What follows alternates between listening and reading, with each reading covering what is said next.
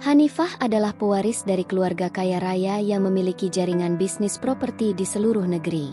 Meski dikelilingi oleh kemewahan, ia adalah sosok yang sederhana, rendah hati, dan kerap mencari pelarian dari kehidupan penuh protokol yang membebaninya. Suatu hari, pelarian itu membawanya bertemu dengan Agus, seorang tukang becak yang hidup dengan kesederhanaannya. Pagi itu, Hanifah memutuskan untuk keluar tanpa mobil mewah atau pengawal pribadinya. Ia ingin berjalan-jalan menikmati suasana kota seperti orang biasa. Di tengah jalan, hujan tiba-tiba turun dengan deras. Hanifah berlari mencari tempat berteduh. Namun tanpa payung, ia tetap basah kuyup.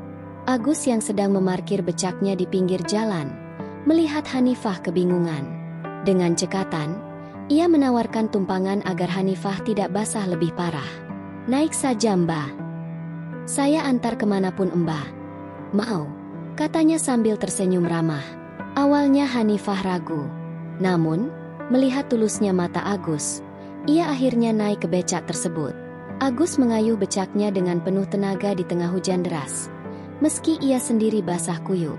Setelah mengantarnya ke tempat yang ia tuju, Hanifah mengeluarkan uang lebih dari cukup untuk jasanya. Namun, Agus hanya mengambil ongkos secukupnya. "Kita hidup saling bantu, Mbah. Tidak perlu berlebihan," kata Agus dengan tulus. Sejak pertemuan itu, Hanifah tidak bisa melupakan Agus. Ia terpesona oleh kesederhanaan dan ketulusan pria tersebut. Sesuatu yang jarang ditemukan di lingkaran orang kaya yang sering dihadapi. Hanifah mulai sering berkeliling kota dan berharap bisa bertemu Agus lagi. Tak butuh waktu lama, mereka bertemu kembali di sudut kota. Agus dengan senang hati menawarkan jasanya untuk mengantar Hanifah kemana saja. Kali ini, Hanifah memanfaatkan perjalanan itu untuk mengenal Agus lebih jauh.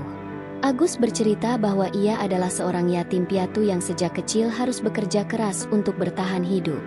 Ia tinggal di rumah kontrakan kecil di pinggir kota dan menggunakan becaknya untuk mencari nafkah sehari-hari. Meski hidupnya berat, Agus tidak pernah mengeluh dan selalu bersyukur atas apa yang ia miliki. Hanifah mulai sering memesan Agus sebagai tukang becaknya.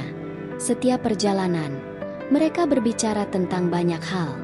Hanifah merasa nyaman membuka isi hatinya kepada Agus, sesuatu yang sulit ia lakukan kepada orang-orang di sekitarnya.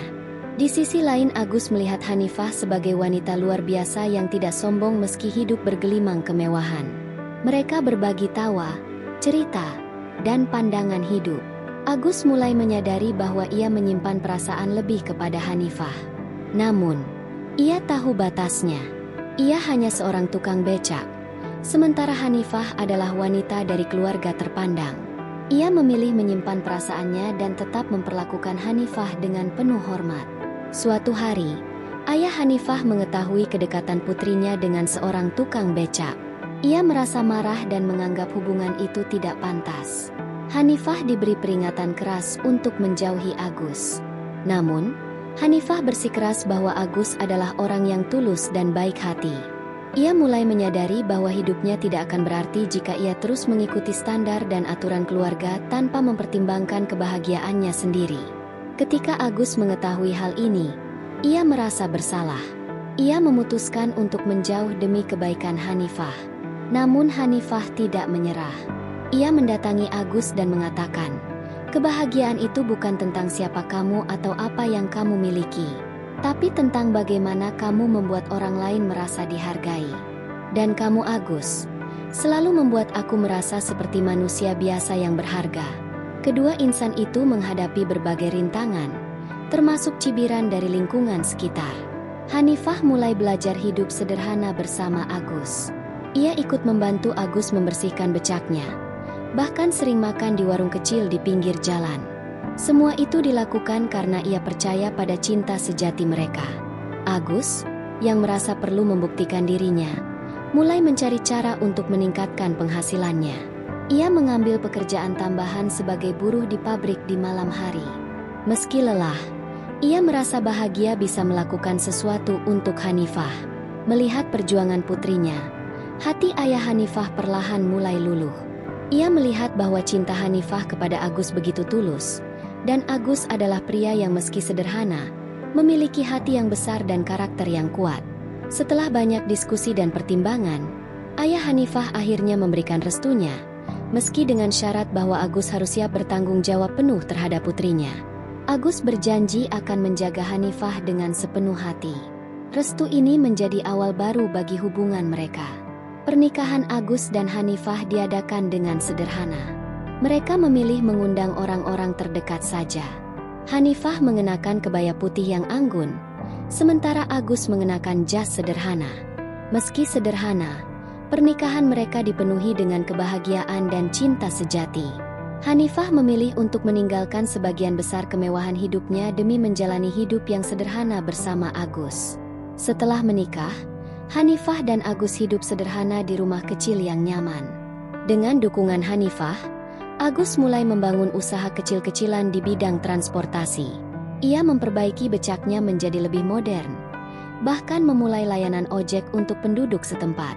Hanifah juga membantu Agus dalam manajemen keuangan usahanya.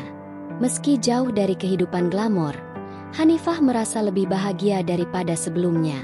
Ia menemukan makna cinta sejati bersama Agus. Setiap hari, mereka berbagi cerita, tawa, dan kerja keras untuk membangun kehidupan yang lebih baik. Meskipun sederhana, Agus selalu memperlakukan Hanifah seperti ratu. Kisah cinta mereka menjadi inspirasi bagi banyak orang di kota tersebut.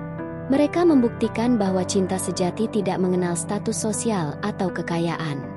Agus dan Hanifah menunjukkan bahwa kebahagiaan sejati berasal dari rasa saling menghargai, kepercayaan, dan kerjasama. Hingga hari tua, mereka tetap hidup bersama, membangun keluarga kecil yang penuh cinta. Agus selalu berkata, cinta itu seperti becak. Meski sederhana, ia tetap bisa membawa kita kemana saja asalkan kita mau berusaha menjaganya.